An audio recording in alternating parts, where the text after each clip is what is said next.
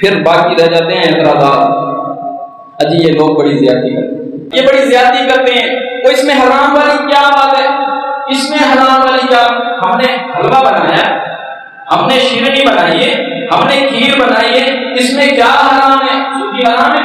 ہم نے حلوہ بنایا، سوجی حرام ہے، اس میں کیا ڈالا؟ ہم نے سوجی ڈالی، اس میں ہم نے چینی ڈالی، چینی حرام ہے، اس کے اندر ہم نے گھی ڈالا، گھی حرام ہے، اوپر بادام پستہ ڈالا، بادام پستے، اس میں کیا چیز حرام ہے؟ یہ اعتراض ہے، اس میں کیا حرام ہے بھائی؟ حلوہ بنایا، اس میں کیا چیز حرام ہے؟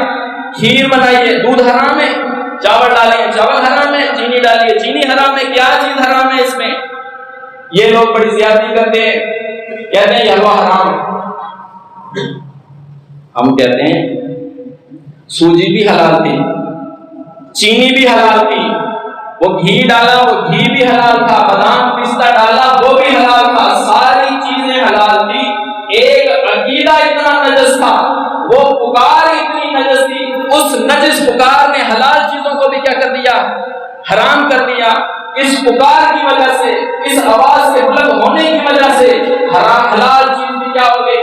حرام ہو گئی۔ یہ حرام ہے، اس کی وجہ سے ساری چیزیں حرام ہو گئی، اس کو اللہ نے منع کیا۔